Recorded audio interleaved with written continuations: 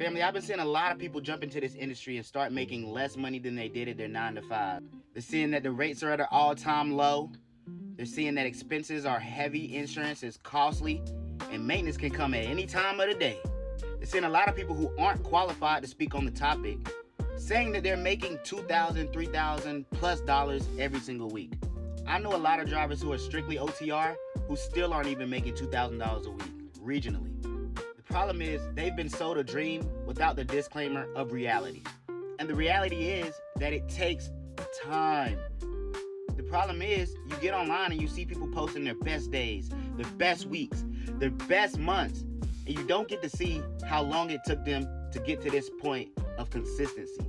Comparison is the thief of all joy, family, and understand that if you think you deserve what somebody else has, without working, without going through what they've done, without feeling every emotion that comes with having what they have, you got another thing coming. It took me five long years worth of blood, sweat, and tears to get here, family. And even I wouldn't be in this position if I did not have another van, if I wasn't a fleet owner, if I wasn't able to subcontract my contracts, right?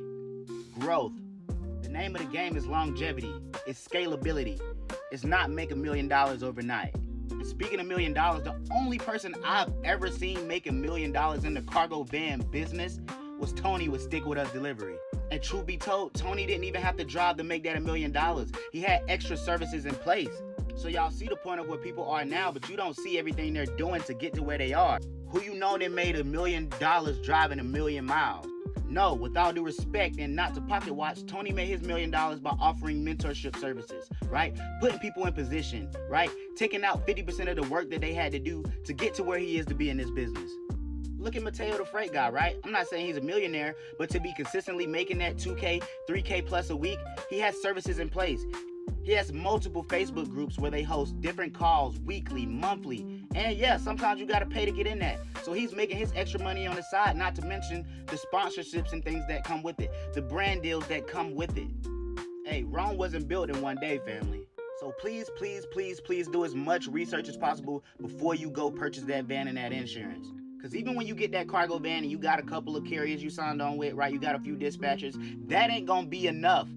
And if it is, for how long? You're gonna need to build relationships with shippers, with direct clientele and customers. You're gonna need to utilize them apps sometime and stack you some contracts on the side. Learn government contracting. Learn dispatching. Take it as far as to get your brokerage license. Create value around yourself so that not only you can be of value, but you can offer value back to the community. Now, all in all, family, remember this one thing, right? The internet is now monetized.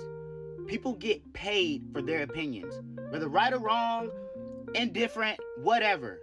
People are getting paid for their opinions. So they don't really care what type of information they're putting out as long as they can feed their families off of it. That's the type of game we're living in right now. Play the game to win. Because one thing I know, two things for certain, what's real will always prevail.